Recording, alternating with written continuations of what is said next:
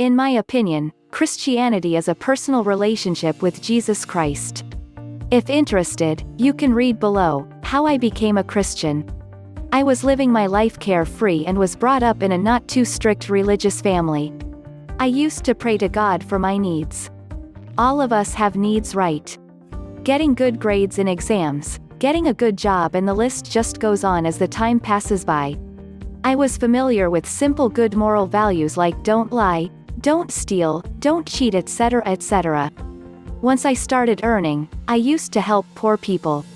So in my sight I was a pretty good human being, not harming others, helping out others, praying to God. I used to wonder what this life is all about. Getting up, cooking and eating food, taking care of your family, job, exercise, relaxation, the day is done. Most of us have the same routine, which gets interrupted by some holidays or vacations. But the fact remains, days are passing by. Is there anything more to life than this?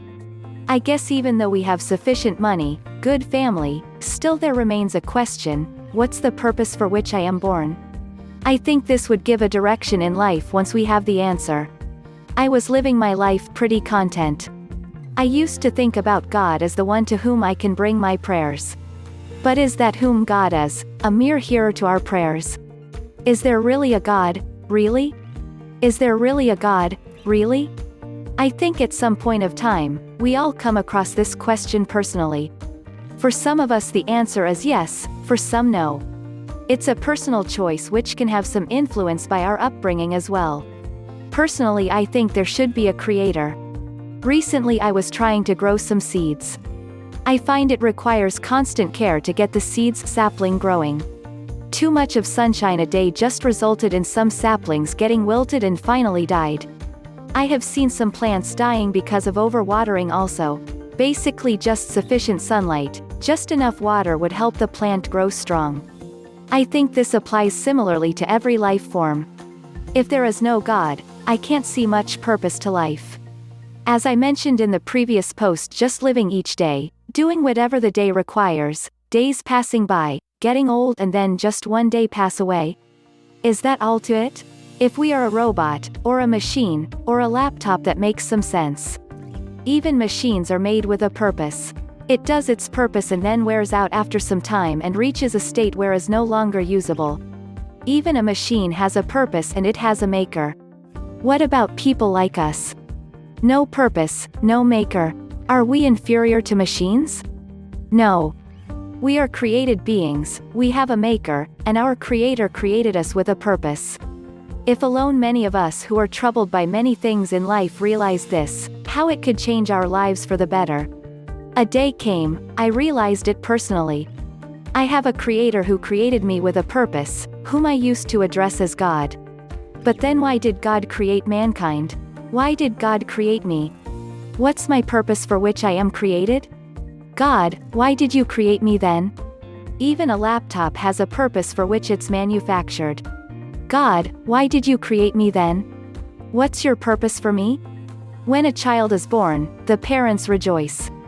When I see a seed germinating, it brings much joy to me. A new leaf, a bud, a flower, just brings such a pure joy. Oh seed, when I had sown you and cared for you and waiting for you to germinate and grow, I never thought you would bring such joy to me. I knew you would be a good addition to my garden, but the pleasure your each phase in growth gives me is much beyond what I expected.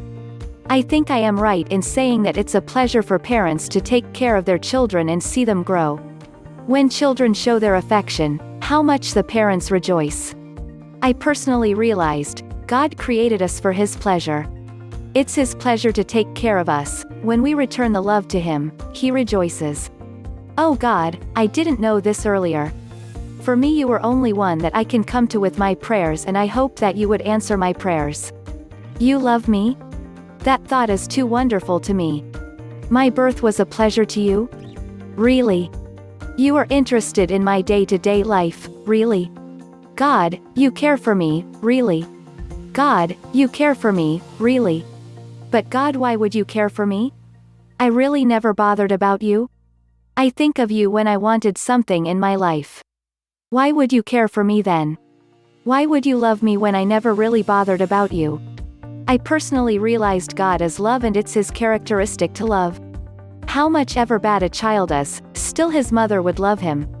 If human love cares for a bad son, how much more pure and high would God's love be? So God, more than being my creator, you also love me? I never thought so. I have only seen love in family or friendship. I don't love people who don't bother about me. God, that you love me even when I didn't bothered about you is too wonderful a love for me to understand. I have to admit that, but as the years pass by I have realized increasingly that God, you really are love, and your love towards mere human beings is really beyond all description. It's such a high love beyond description. But God, then how can I know for sure that you really love me, a human? But God, then how can I know for sure that you really love me, a human? As I mentioned before, I was brought up in a religious family. I believed in God, as the one to whom I can pray. I never thought there can be a God who is interested in my matters. Really, if someone said that to me some years before, it would have been unbelievable.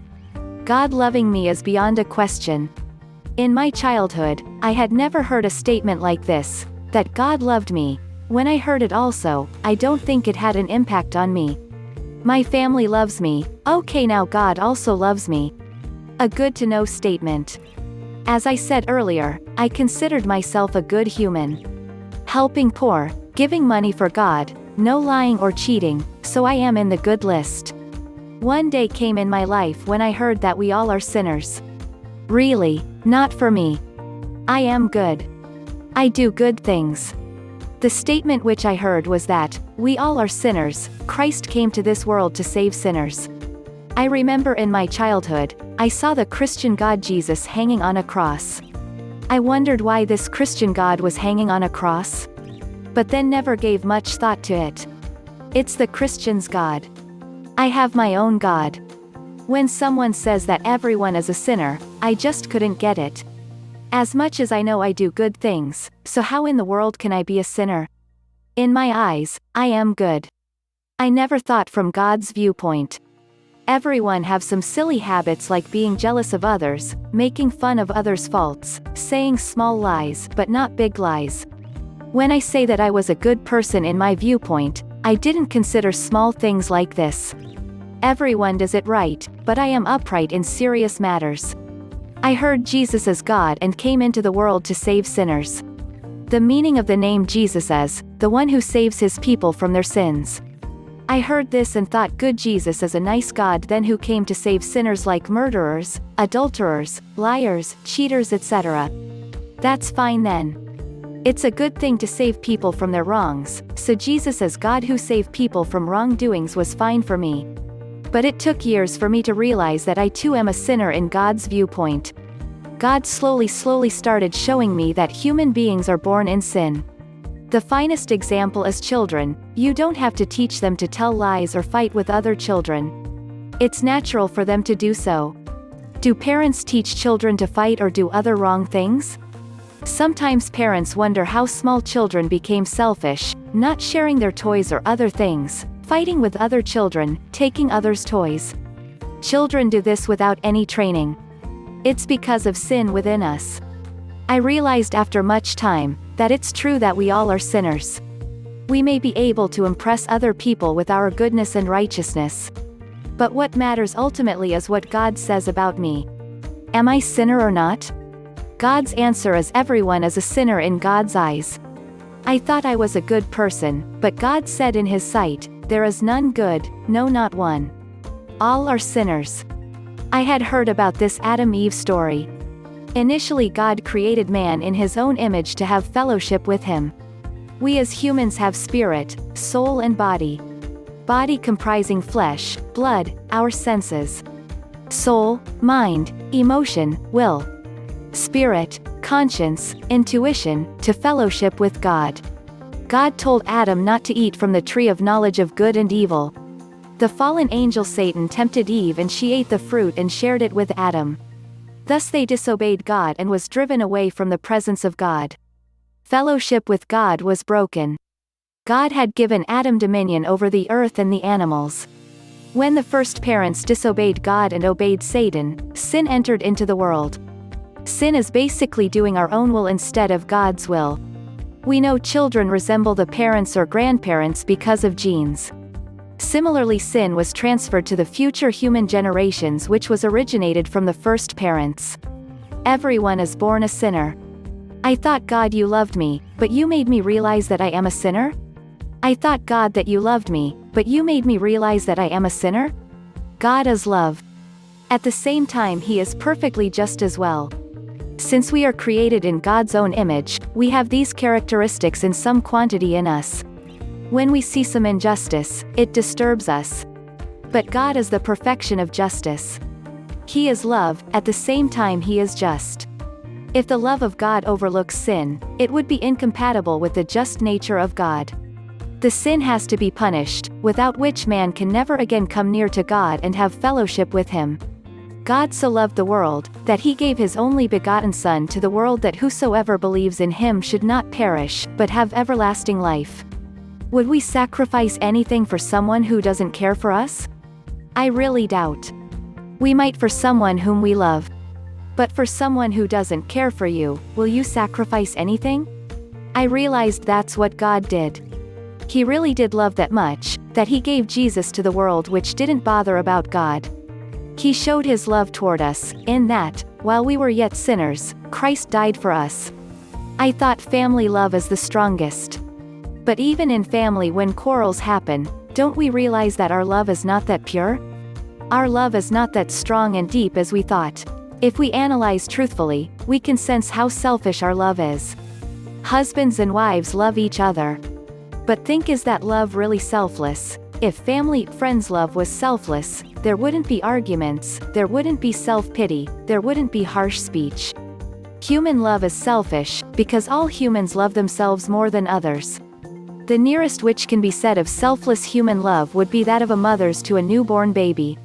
The mother loves the child without any expectations from the baby. We humans love others and expect others to love us. Here is how God showed His love to us, that while we didn't love God, He still loved us. He not only loved us, but acted on that love and gave His Son whom He loved the most to the world, who never cared for Him. Will any human do that? I doubt. But that's what God did, and now I know that His perfect love to mankind is so strong that He gave His Son Jesus for the world. Why did God do this? To restore our fellowship with Him. God loves me this much? I never knew. I never realized. But now I know.